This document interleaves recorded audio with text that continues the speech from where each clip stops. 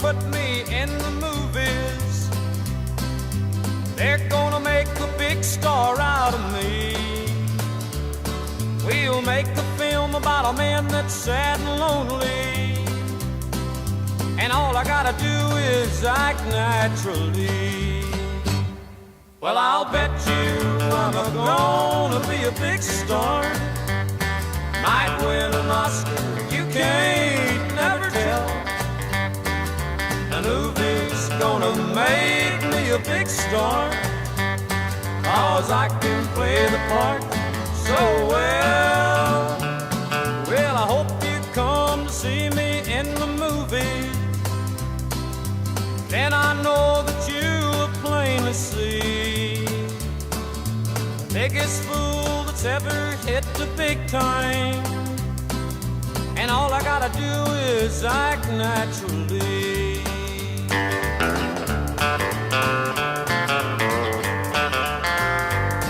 We'll make the scene about a man that's sad and lonely, and begging down upon his bended knee. I'll play the part, but I won't need rehearsing. All I'll have to do is act naturally. Well, I'll bet you I'm gonna be a big star. Might win an Oscar, you can't never tell. The movie's gonna make me a big star, 'cause I can play the part so well. Well, I hope you come to see me in the movie. But then I know that you will plainly see the biggest fool that's ever hit the big time, and all I gotta do is act naturally.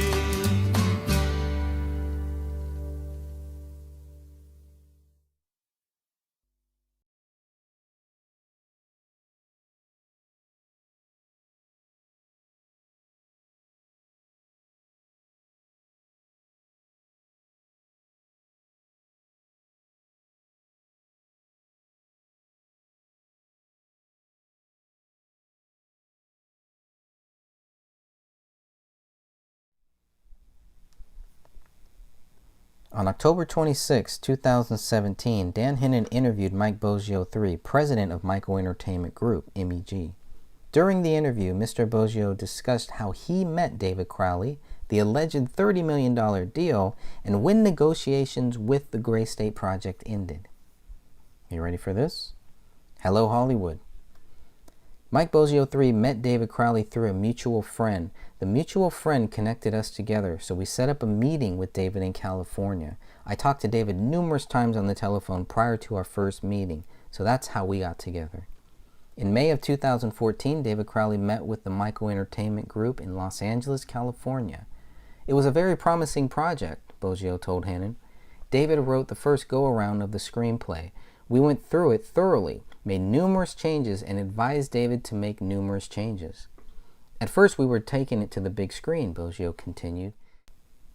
And then, as we thought about it, we figured, how can we pack in all this information in a 2-hour or 2.5-hour film? Let's take it to television and have a series made out of it, which would have been a lot better for the concept of David's idea.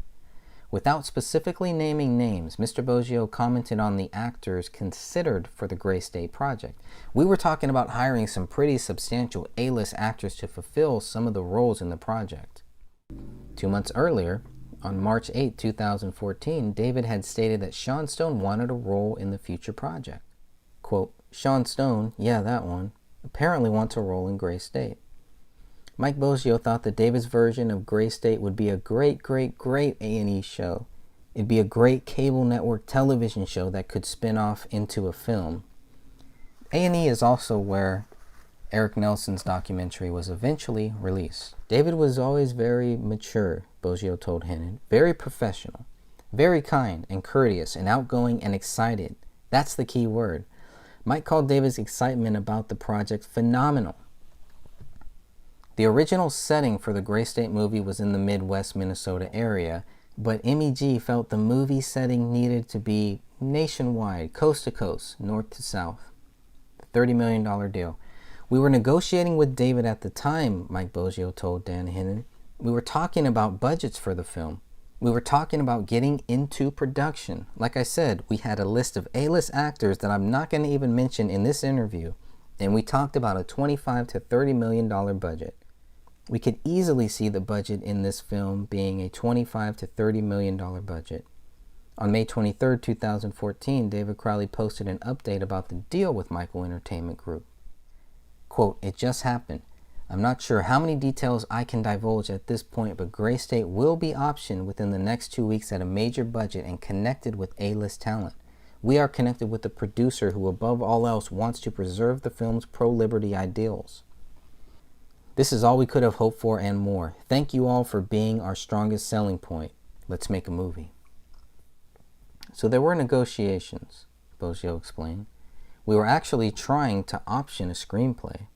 When we option a screenplay, we option a screenplay for a certain amount of time. I think we were going for 24 months, if I remember right. And within that 24 months, we had to get into production with the film. Otherwise, the option goes back to David. So that's what our negotiations were with David at the time. Mr. Boggio then clarified, when we talk about $25 to $30 million, that's what we budgeted for the film project. That's what we budgeted for everything to do from start to finish. As far as MEG's last conversation with David went, according to Mike Boggio, it was sometime in September of 2014, and those negotiations continued until David died. We actually met face-to-face in Hollywood, Boggio relayed to Hennen, sat down right on Sunset Boulevard. Sometime in that time frame with David. David was out in California, flew out for the night, just to come to sit down with us to discuss the updates on the screenplay and discuss the concept and everything else. So that's when we sat down and he actually made a new trailer. We're sitting in there watching the trailer, and then we discuss, hey, let's think about taking this to television. And we gave him the reason why. You get picked up by a network, and it was just off the heels of Sons of Anarchy leaving that network. So we figured this could be a good spin-off for the network that Sons of Anarchy was on. And it would pick up a demographic of Sons of Anarchy. So we talked to him about numbers and statistics and discussed, if we take this to a series, then not only do you have a series, it can play out longer, then at the end of the series it can go to the big screen. And he was excited about it. He was open-minded about it and thought it was a great idea. So I don't know where the whole depression comes into play when it comes to regards to making Gray State Network. In the beginning of David Crowley's connection to MEG, we put out an offer to David to option the contract, said Boggio, which would have given him some money up front, and then we would have went and ran with the film project or the television project. David would have been a producer on the film, so he would have been paid to be a producer on the film. And then he would have reaped some of the benefits of whatever the film grossed. We all would have. David had an idea, and it was a very, very, very strong idea, and that's why we all got together. Asked about the allegations that David walked away from the project, or if MEG decided not to go forward with the project, Mike Boggio seemed to deny both allegations. We didn't fire David, or we didn't get rid of David, however that went, and he didn't walk away from us. I mean, there was never any of that, and I don't even know where those two ideas came from. Nothing to my knowledge. Again, we never told David to get lost. I tried contacting David after our September meeting or discussion. I tried contacting David for months to discuss things. I didn't hear from him or anything. So I was getting a little nervous myself. Not nervous for our business transactions. David and I became friends. Not only were we business acquaintances, but we became friends. I called him on the holidays and wished him a happy Thanksgiving to him and his family. I did that numerous times until I heard the very strange, disturbing news. So when Mike received news of David's death, he was in total shock. I didn't believe it. So Christmas comes, Boggio continued. December 2014, I guess it is, comes around. I called David on Christmas, around Christmas time, to wish him and Camille and the baby happy holidays. I went out of town for New Year's. When I got back, I called him to wish him a happy New Year, and then I still didn't hear anything. So I felt it was kind of weird. So I contacted a mutual friend that David and I both had and asked this person. Let me take a step backward. Prior to that, I called this person saying, man, I haven't heard from David in at least a month. Have you heard from him? He's like, nah, but it's the holidays. You guys got him in the studio writing. When he gets into that writing mode, he shuts down and he secludes himself and he just focuses on what he has to do. I'll run by and see him and see the family and see how things are going. And I'm like, all right, cool. So like another month goes by, and then after New Year's, after I left David a Happy New Year's message on his voicemail, I called this person and said, man, I still haven't heard from him. Did you go over there for the holidays? The mutual friend had not gone to David's house yet. And then like the next day, the guy calls me and says, did you hear? And when he told me, I was in total shock. Owning the Gray State franchise. Who owns the rights? Who owns them now? If the deal with MEG was only with David, where did Danny Mason fit in? I have no idea what David and Danny's deals were, said Boggio. I can't answer to that.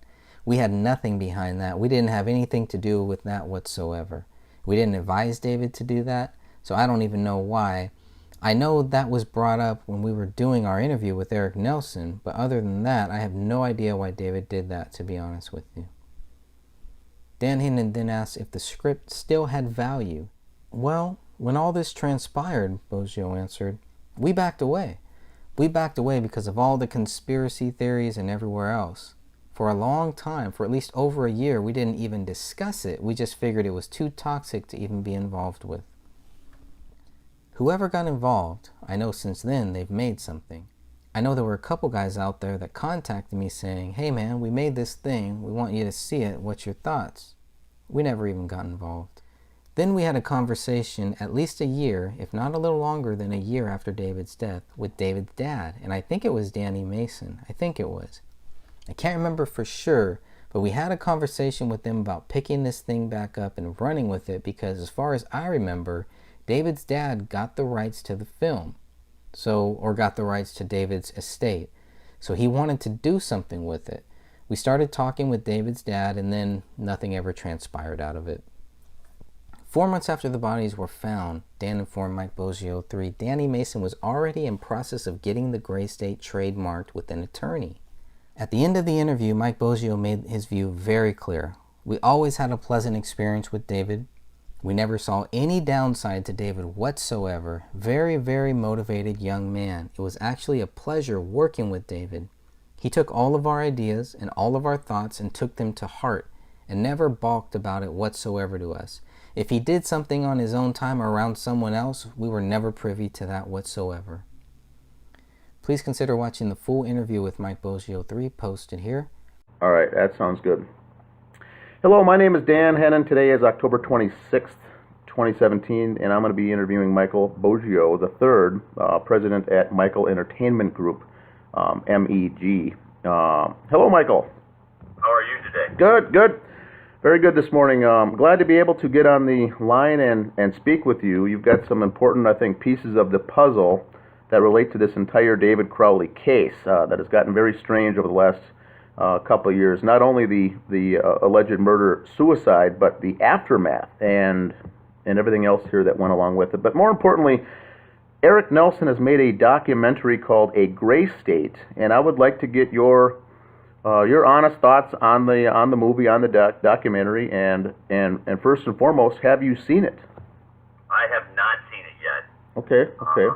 And just for the listeners out there, the movie's is not out in theaters. It's not public yet. It has made its rounds through a series of film festivals and whatnot, and private screenings. But so you have not seen it, and now are you in the film?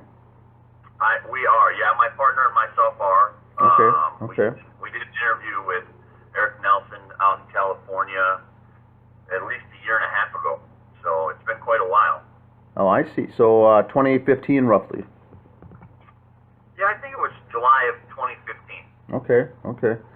Yeah, they came out. They interviewed us, myself, in Minneapolis here, and that was June of 2016. So. I was going to say it's 2016. We did. Oh, okay. July of 2016. Yeah. Okay, good. So they made their rounds and they did that. How was that?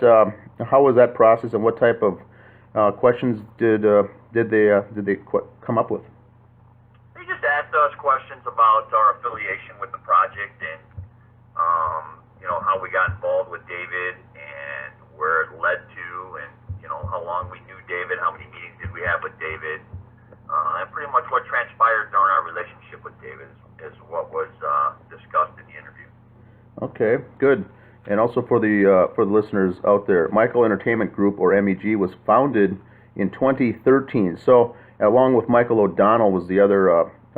David Crowley referred to you as the Mikes, and so that was. So you're roughly a fairly new company at the time, because you were in talks with David in the time frame of, I believe it was May through September of 2014. So this is a 1-year-old company at the time. Is that correct? Well, between Mike and myself, we've been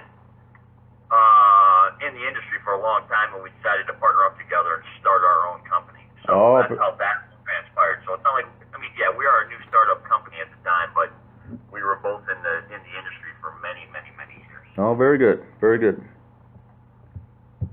And then how did? And so that interview was good. You felt that was good. You haven't seen obviously the final product, but not yet. No. Okay.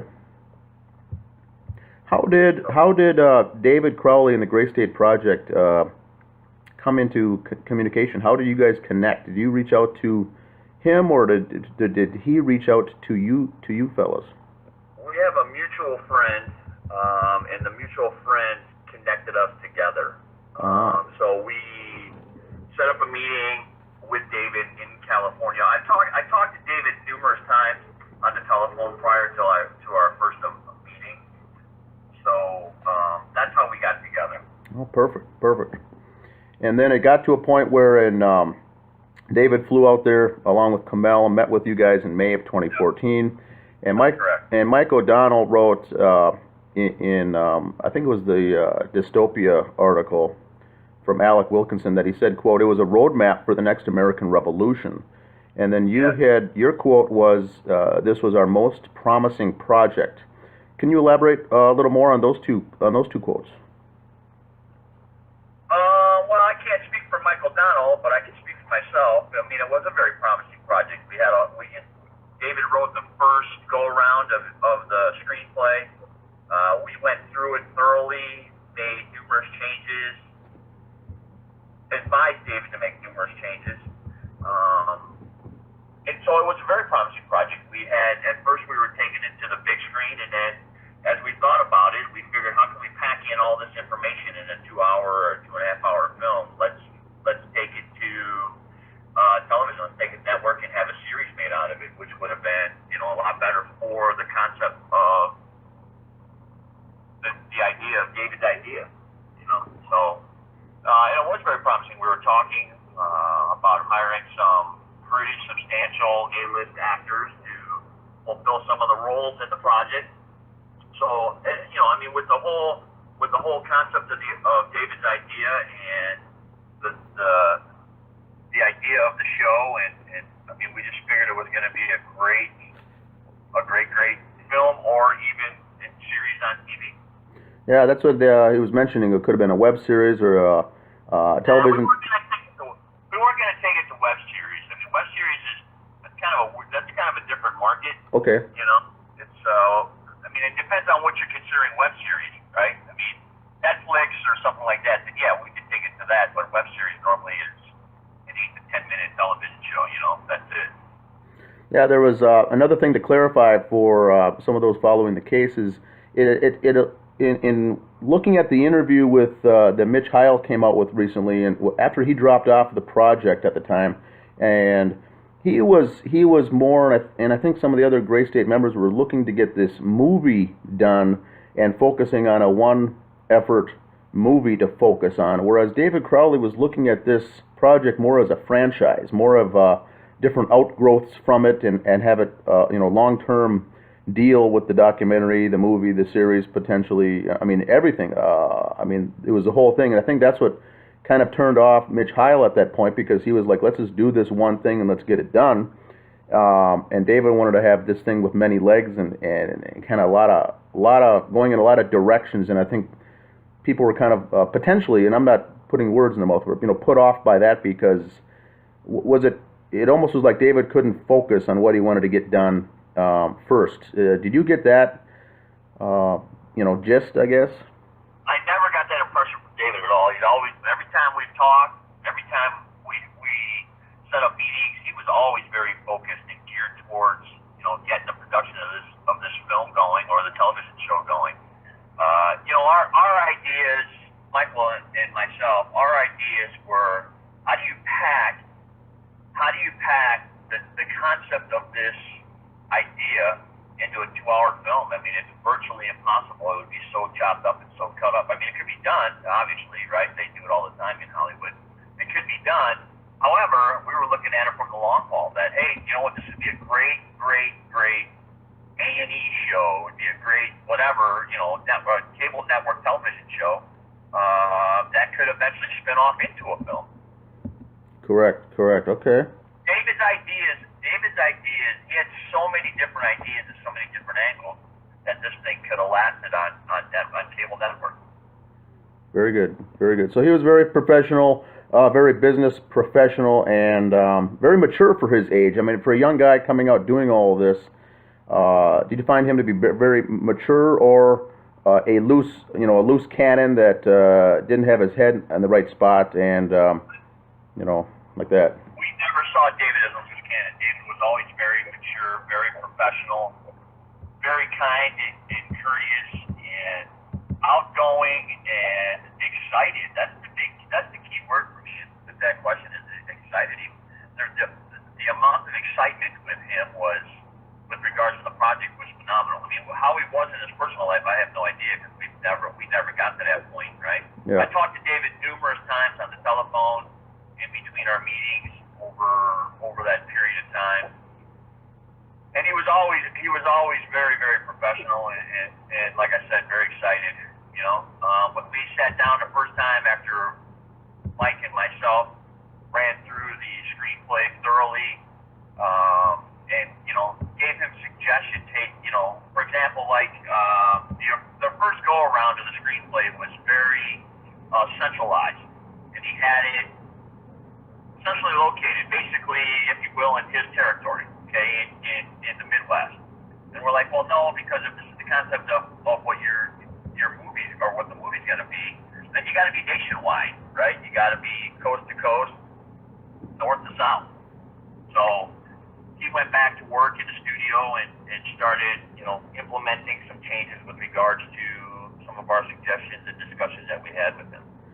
So this was, I've got here my notes say that was May of 2014 that you first met. And then in September, David said that he wrote for 31 straight hours and then mailed the new script to LA, so it would arrive on September 17th, the same day as Mike O'Donnell's birthday.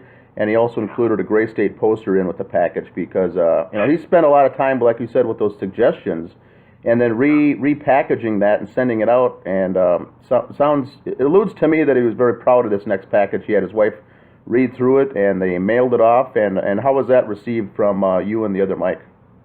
I'm trying to remember that. Now, I know, like, for my birthday, he sent me same thing. He sent me some Gray State merchandise, and he sent me a poster, and he signed it. I actually have a studio at my house, and it's actually hanging on the wall in my studio at my home. I think he had a couple different versions of the screenplay. I know the last version that I got from him, he put it in a 3-ring binder with a cover and wrote a nice little note to me on the front page of it and thanking us. And I mean, I still have that screenplay as well. So there was a few versions out there, but the last one we got, again, we were talking to him, and that's when we changed gears and decided that, hey, maybe this should go to television, this should go to cable network, because there's so much information we can pack into this thing that it would be better because it would get a longer run. So, and David was excited about that. Yeah. Now, are you familiar with the quote from Jordan Page that came out saying that David and Gray State was in the middle of a $30 million deal from a company in Hollywood? Is that partially true? Is that half true? Is that? Jordan Page was the musician in the. Yeah, I know who Jordan is. Okay, so he came out and said that, and he was criticized roundly for that. But I think a lot of people came back and says, you know what? I think he's got some of that right and partially right. He obviously wasn't lying, but it may have been just construed because his quote on Facebook said the film was about to start production with a $30 million budget from a major Hollywood studio. So I've got multiple questions on that, but could you talk to that a little bit first? This was kind of ties into my first question for you, that you were kind of a startup, one-year-old company. Was it your firm that he was talking to as far as a major Hollywood studio, or is that another company? I can't speak for Dave. I mean, I can't speak for that. I don't know if he was in talks with anybody else or not. But I'm going to tell you, we were in talks. I mean, we were negotiating with David at the time. We were talking about budgets for the film. We were talking about getting into production. Like I said, we had a list of A-list actors that I'm not going to even mention in this interview. Correct. We had a list of A-list actors that were potential for the movie, and we talked about a $25 to $30 million budget. We could easily see the budget of this film being a $25 to $30 million budget. So, and at the time all this was going down, we were negotiating back and forth with David and his lawyer. So, you know, there were negotiations. We were actually trying to option the screenplay. And when we optioned the screenplay, for a certain amount of time. I think we were going for 24 months, if I remember right. And within that 24 months, we had to get into production with the film. Yep. Otherwise, the option goes back to David. So that's what our negotiations were with David at the time. Yeah, that was good. I think another quote that I saw on the internet, that someone did say that the project was, quote, greenlit, and they were working out the smaller details. That's what we were doing. We were working out the smaller details. Okay, so, and I got chastised pretty heavily on social media for saying that there was a deal, not a signed contract with signatures deal, but I'm an accountant by trade, and I've been in business my whole life, and so I think what it's safe to say is you probably had an agreement in principle and an oral agreement on a potential deal, but there was no contract that was signed, and I drew a lot of flack from that and I agree that there was no contract signed, but you guys were going down that path with an agreement of some sort, right? Correct. Gotcha. That's correct. As far as I know, we were the go-to guys for David. I mean, the discussions that we've had, within detail, the discussions we had, the conversations we had, the ideas that we had, and just from talking to David, like, I want you guys, but we were out looking for funding. We were doing all kinds of things as we were going through the whole contract process with David and his lawyer. Yeah, So, and I agree that. Okay, go ahead. All that was being done simultaneously. Yep, and I think that, and David's lawyer, by the way, was Adam Gislason, and and he was no longer at the company that he's had. He had since switched. I've reached out to him to get another interview as far as talking with David's, state of mind and things like that. But that is correct. It was Gislason that was working with David in the Gray State. And the other question that I think that you can help clear up is, when you're talking a $30 million budget, that is, to me, from a business standpoint, is how much a project would cost. People are taking that David signed a $30 million deal, therefore he was sitting on a check written to himself for $30 million, and he was rich. That is not and never would be the case. He would have gotten installment payments, correct, if this deal would have gone down to himself, or installments of some sort of a deal. But he was never at any time sitting on $25 to $30 million in his bank account ever, right? Never. Correct. Yeah, and that's what. And when we talk about $25 to $30 million, that's what we budgeted for the film project. That's what we budgeted for everything to do from start to finish with the film project. So yeah, it was never, here, David, here's $25 or $30 million check. Let's get moving on the project. That's never the case. Yep. And that's important point to point out. I think it's an important point because the film, if it gone out to the big screens, could have grossed 60, 70, 80, 90 million, but the cost or the expense of making and producing the film was what your number of 25 to 30 was really at. And that was the expense to hire and produce and to get the actors and actually, make. That would have been out-of-pocket expenses for the company. Okay, very good. Very good. Well, that really helps clear the air on some of that, because at the same time there was concern that David was depressed, didn't have money, bankrupt, and at the same time people were talking that know that he was rich, but he did spend many years making this, and he didn't have a full-time job per se. So those statements are also correct to some extent. And now, I think you're correct that he wasn't working with any other companies. I think that he was focused on you guys and taking the changes and the suggestions that you offered to write his subsequent, it sounds like there was potentially up to 6 different versions of the script. So I think it's safe to say he wasn't working with anyone else, but that's just my opinion. I agree with that. I agree with that. With the conversations we had, and he never let on to work with anybody else. It doesn't mean he wasn't talking to anybody else. Just from my opinion and my thoughts here, that it's just like we were the go-to guys. Yeah, and then on September 26th, David receives a response from Michael Entertainment Group saying that his script would be better suited for a TV series, and this was after it looks like Mike O'Donnell ran the cost of the project. And that's where he came up and said basically it's better suited for a TV series. And that's the last we really hear from communication from you three folks. And people think, or there's conjecture that this got David down, this got David depressed, and ultimately in the time frame where he started isolating himself and his family. How do you think that his response was to that TV series?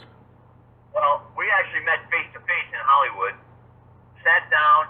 I don't remember the name of the establishment we were at, but it was right on Sunset Boulevard. Sometime in that time frame with David. David was out in California, flew out for the night just to come sit down with us and discuss the updates on the screenplay and discuss concept and everything else. And that's when we sat down, and he actually made a new trailer. We're sitting in there watching the trailer. And then we discussed, hey, let's think about taking this to television. And we gave the reason why. It's, you get picked up by a network, and it was just off the heels of Sons of Anarchy leaving the network. Oh, that's right. Yes. And so we figured this could be a good spin-off for the network that Sons of Anarchy was on. And it would pick up the demographics of Sons of Anarchy. So, we talked to him about numbers and statistics and discussed, if we take this to series, then not only do you have a series, it can play out longer, then at the end of the series, it can go to big screen. And he was excited about it. He was open-minded about it and thought it was a great idea. So, to sit there and say that, with the message from O'Donnell that we're going to take this to network, the depression didn't play in one bit to that, as far as I know, because he was, like I said, when we discussed it, he was excited about it. He thought it was a great idea. And if we could follow through with that, then let's, and discuss it, and it's the right move, then we could go that route. So I don't know where the whole depression comes into play when it comes to regards to taking Gray State Network.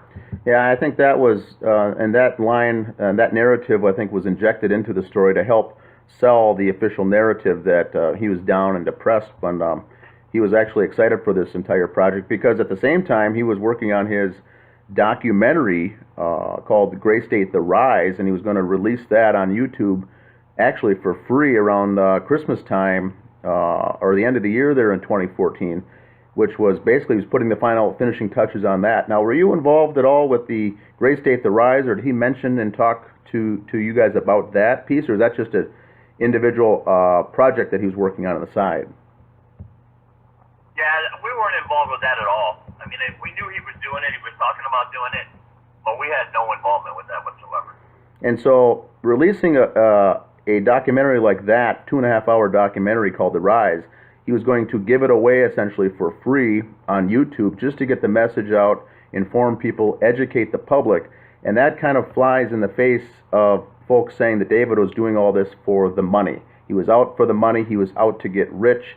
He was trying to make a boatload of money on all these projects. And that was not David's personality. Can you talk to that a little bit? He knew he was going to make some money on this, but he was not out there. He was more to get the message out and his script. Is that correct, or was he a gold digger per se in Hollywood, trying to hoping you guys would bite on this story so he could become a millionaire? Well, I can't speak for what his thought process is, but I can tell you from my run-ins with David, money is always a factor. I don't care what you do in business, money's a factor, right? David's an artist. David was an artist through and through, period, okay? He had an artist mindset, and he had a belief in what he was doing, okay? And he did it for the love of what he was doing. However, in the back of your mind, you're always thinking about money. And we discussed money with David. I don't remember the parameters of what we discussed, but we discussed money with David. And David's from my recollection, David's first love was the art that he was performing, okay? But there was always money as a factor. I mean, everybody's in business to make money. I'm not in business to give stuff away for free and, at the end of the day, be,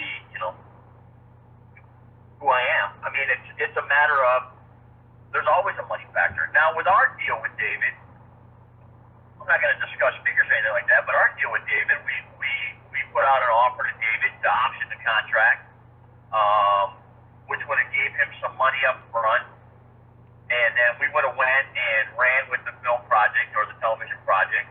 David would have been a producer on the film, so he would have been getting paid to be a producer on the film, and then he would have reaped some of the benefits of whatever the film grossed.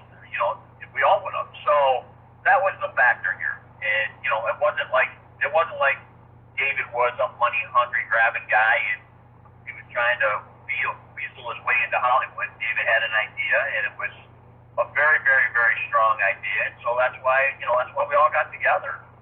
But again, he did it for the love of the art, but also knowing that, hey, this could be a payday. Correct. Oh, very good. That's all good information. Trying to get the listeners to this, kind of get their head around David's personality and his mentality, because a lot of that, in your talk right there, your description ties in with everyone that I've talked to. It aligns in with his personality. I never met David myself, never even spoke to him, so I started following this case after the bodies were found, but that's very much in alignment with what I've been hearing. The other concept that I'd like to square away with you guys from Michael Entertainment Group is there was conjecture that David, either the talks broke down and you guys cut him off, or David left, or David, quote, walked away, and the agreements just didn't work out. So it ultimately got down to there's two types of people out there following this case. They fall into two camps. One believed that Michael Entertainment Group essentially fired David or broke off the talks and says, screw you, get lost. Or David said, I know I got the offer, I'm all set to make big bucks. You know what, it's not for me because I want to run I do not want to be just a producer. I want to be the director on the film, and I don't want anything changed. I don't want anything altered with this script. Therefore, see you later. I'm going to move and part ways. Those are the two camps that we're dealing with, and if you could talk to that a little bit as far as what you think was more of the truth. Neither one of them. Neither one of those even came into play when we were in discussions with David. And David knew he wasn't going to be the director. We discussed that early on with David because he wasn't a known director. So if we were going to go into this film with a $25 to $30 million budget, David couldn't be the director. We would have needed a top name director in the industry, which has clout. Okay, so and David knew that from day one, and David was fine with that. David was going to be actually an AD. We were going to make David the assistant to the director, and that's what we discussed with David. So we didn't fire David, or we didn't get rid of David, or however that went, and he didn't walk away from us. I mean, there was never any of that, and I don't even know where those two ideas came from. Yeah, I think there was At least to my knowledge. At least to my knowledge. Yeah. Again, we didn't tell. We never told David to get lost. Yeah, and I think. I tried contacting David after our September meeting or discussion. I tried contacting David for months to discuss things with nothing. I mean, I didn't hear from him or anything, and so I was getting a little nervous myself. Not nervous for our business transaction, but just nervous because I couldn't. I mean, listen, David and I became friends. Not only were we business acquaintances, but we became friends. So, you know, I mean, I called him on the holidays and wished him a happy Thanksgiving to him and the family, and you know, whatever. I mean, I did that numerous times until I heard the very, very disturbing news. You know, so.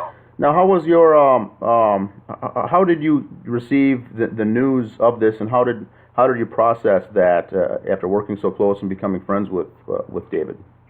I was in total shock. I didn't believe it.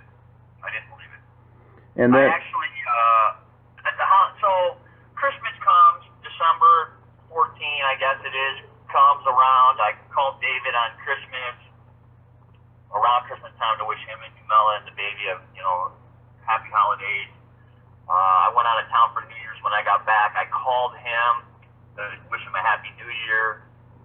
And then I still didn't hear anything, so I felt it was kind of weird. So I contacted a mutual friend that David and I both had and asked this person, like, let me take a step backwards. Prior to that, I called this person saying, man, I haven't heard from David in like at least a month. Have you heard from him? He's like, no, but it's the holidays. You guys got him in the studio writing. He's been, when he gets into that writing mode, he shuts down and he secludes himself, and he just focuses on what he has to do. He goes, but as the holidays are coming up, I'll run by and see him and see the family and see how things are going. And I'm like, all right, cool. So like another month goes by, and then after New Year's, after I left David a Happy New Year message on this voicemail, I called this person and said, man, I still haven't heard from David. Did you go over to Crowley? He's like, no. And then like the next day, the guy calls me and says, did you hear? And when he told me, I was in total shock. Wow, because and you also knew Comel. She was out there for one or two of the visits also, and took a picture of you guys standing together. What was your thoughts on Comel? I thought she was amazing. Her and I have a lot in common. She was a nutritionist, and I'm very heavily into nutrition and paleo and all that other stuff. And so her and I hit it off very, very well because we have the same interests. Right? Okay. So okay. Yeah, I mean, we had many great conversations about the whole paleo diet and nutrition and eating healthy and all that other stuff. So, I mean, we always had great conversations about that. Oh, excellent. Was there any truth to David and Comel looking to buy a home or rent an apartment in L.A.? And if so, how close were they to doing it? Did they have a real estate agent or anything, or were you aware of that at all? No, I was not aware of that at all. Okay. I have no idea. Okay. That came up in some discussions, and I thought you might be aware of that. And then, just in our last few minutes here, what was your thought when you found out that David's mother, Kate, died unexpectedly in August? I didn't even know about that either at the time. I didn't know about that either. Okay. So, David never made mention of that. I mean, obviously, if I would have known that, we would have done something, sent flowers or something, but I had no idea about that. Oh, well, no, she died after the bodies were found. Oh, not prior. No. Okay. Yeah, you know what, I honestly don't remember. Okay. It was about 8 months later, and she was, according to police reports, really the only person close in the family that questioned the narrative of this going down that way. So people, including myself, thought it strange that she mysteriously died. We never did get an answer as to how she died. She was young, healthy, worked 2 jobs, and then just mysteriously died on her back patio one night. And so they found her body. So I don't want to get into the conspiracy side of that, but I find that very strange. But that was news to you then as well. Yeah, that's news to me. You know what? I didn't even hear about it. Not that I can remember. Now, at the end of, it looks like my last question here is more legal related with Adam Gislason, and you might be able to have some comment on this, being in the business. Now, David went to his main character star in the program. Was Danny August Mason was his main actor, and wanted to get him out of the program, out of the copyright, out of any rights in the film, and so went to his lawyer Gislason to send Danny in an email, an attachment that just says, here you go, here's a form to sign to release your rights to this film. We're moving forward without you. And Danny never responded back to that. And then in December, around the 7th, David Crowley wrote back to Danny August Mason and says, what's the status on that? Have you signed that away, because I need to move forward, and we need to essentially for this project cut ties.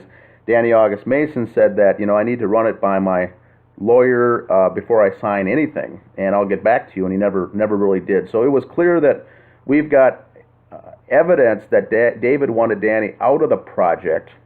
He never responded back. Is that a common thing with as far as signing away your rights? Because if David would have become wealthy and made this project, Danny would have been sitting on the sidelines with absolutely nothing. Is that a common thing, or how would someone take that if you were served with a paper like that, essentially, with your essentially one of your friends working on it? I have no idea what David and Danny's deals were. I can't answer to that. And we had nothing behind that. We didn't have anything to do with that whatsoever. We didn't invite David to do that, so I don't even know why. I know that was brought up when we were doing our interview with Eric Nelson, but other than that, I have no idea why David did that, to be honest with you. Okay. So, yeah, he was on the verge around the. It seems like the September-October time frame is when he was doing some house cleaning with the guys on his project. And I don't know if you knew any of the fellas there, and I'm not going to ask you that, but he was cleaning house because he wanted to put together a new, quote, trustworthy team, and he was pulling away from everyone in his group, and I think that got spun into the media narrative that he was distancing himself and going into a deep depression and isolating himself, but really he was cutting ties with those closest to him because he didn't find them trustworthy, and I think that's what kind of leads into this whole when you get into the motive of the potential murderers. He's sitting on this script. Whether David was alive or not, that script could have been budgeted for $25-30 million, and that was the value of it. That was the potential value of the script, whether David was involved with it or not. And if he was wiped out, knocked out of the way, someone else took it over, they would have been able to reap the benefits of this project.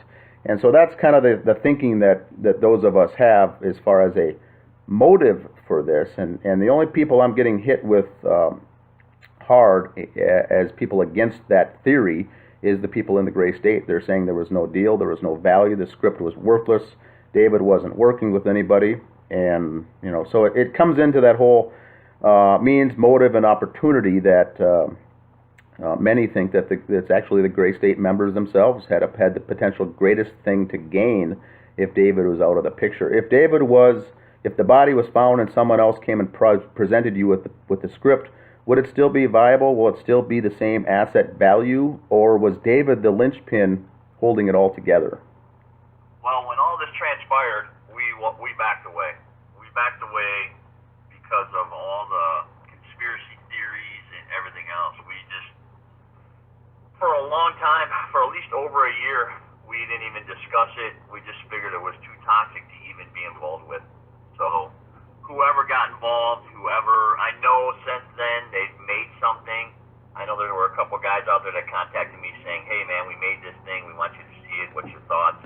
And we've never even got involved. Then we had a conversation at least a year, if not a little longer than a year after David's death,